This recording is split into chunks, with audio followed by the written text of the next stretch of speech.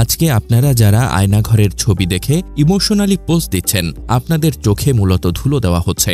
এগুলো ছিল চেনা জানা, পরিচিত ও বড়লোকদের আয়নাঘরের ছবি। এমনই এক চাঞ্চল্যকর তথ্য দিয়ে সামাজিক মাধ্যমে তানভীর মাহতাব আরও লিখেছেন, আমার মতো যারা বড়লোকের পোলা না, যাদের বাপ মা নাই, যাদের কোনো পরিচিতি নাই, তাদেরকে যে আয়নাঘরে রাখা হয়েছিল সেসব উন্মোচন করতে বলেন সরকারকে। আয়নাঘর উন্মোচন ও পরিদর্শনের নামে আপনাদেরকে যা দেখানো হচ্ছে তার নিতান্তই প্রতারণা ছাড়া কিছু না। দেয়ালে চক দিয়ে লেখা দোয়া ইউনুসের ছবি দেখাচ্ছে দিনলিপি গণনার ছবি। কোনো এক রাতে আমাকে রিমান্ডে নেওয়ার জন্য প্রহরীরা এসেছিল। অসুস্থতার কারণে শোয়া থেকে না উঠতে পারায় ভিতরে এসে আমাকে লাঠি দিয়ে পেটানো হয়েছিল। সেই লাঠির আঘাতে রক্তবমি হয়েছিল। তার পরদিন সেই জমাট রক্ত দিয়ে দেওয়ালে কালেমা লিখেছিলাম। সেই দেওয়ালের ছবি কোথায়? বন্দীদের সেল এবং কমোড দুই জায়গায় দেখানো হচ্ছে। আমাকে যে সেলে রাখা হয়েছিল সেটার ভেতরেই ছিল কমোড। কোনোদিন পা ছড়িয়ে শুইতে পারি নাই। সেই সেলের ছবি কোথায়? চিটাগাং থেকে ঢাকায় পাঠানোর পর আমাকে যেই সেলে রাখা হয়েছিল তার কাছাকাছি একটা মসজিদ ছিল। প্রতিদিন ফজরের ওয়াক্তে আজান শোনা যেত। কোনো শুক্রবারের জুমার সময় কারেন্ট না থাকলে মসজিদে বয়ানের আওয়াজও পেতাম। সেই আয়নাঘরগুলো কোথায়?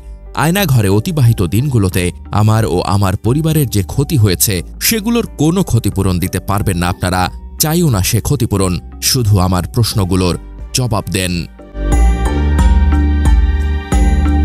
এদিকে আয়নাঘর পরিদর্শনে সফরে সঙ্গী হিসেবে ডাক পাননি আওয়ামী লীগ আমলে গুমের শিকার ব্যক্তিদের স্বজনদের সংগঠন মায়ের ডাক। সরকারের পক্ষ থেকে এ বিষয়ে আমাদের কিছুই জানানো হয়নি। এটা খুবই দুঃখজনক বলছিলেন প্ল্যাটফর্মটির সমন্বয়ক সঞ্জিদা ইসলাম। সঞ্জিদা বলেন, আমরা তাদেরকে জানাইছিলাম যে 12-13 বছর ধরে যারা আন্দোলন করছে ভিকটিম পরিবারের, তাদের একজন প্রতিনিধি সেখানে থাকা দরকার, কিন্তু সেটা না করে তারা পছন্দ মতো কিছু লোক নিয়ে গেছে। একইভাবে পরিদর্শনের বিষয়ে জানতেন না আলোচিত আর এক ভুক্তভোগী মাইকেল চাকমা। আজকে যে তারা যাবে সে ব্যাপারে আমাকে কিছুই বলা হয়নি। আমি জানতে পারছি আজকে সকালে মায়ের ডাকের কাছ থেকে, তারপর মিডিয়ায় নিউজ দেখলাম। বলছিলেন 5 বছরেরও বেশি সময় আয়নাঘর নামক গোপন বন্দিশালায় আটক থাকা মাইকেল। পার্বত্য চট্টগ্রাম ভিত্তিক রাজনৈতিক সংগঠন ইউনাইটেড পিপলস ডেমোক্রেটিক ফ্রন্টের এই নেতা বলছিলেন, বুধবার তিনি সশরীরে ঘটনাস্থলে উপস্থিত থাকতে পারলে গুম কমিশনকে গুরুত্বপূর্ণ তথ্য প্রমাণ জোগাড়ে সহায়তা করতে পারতেন। ছবি দেখেই আমি কিছু জায়গা চিনতে পারছি।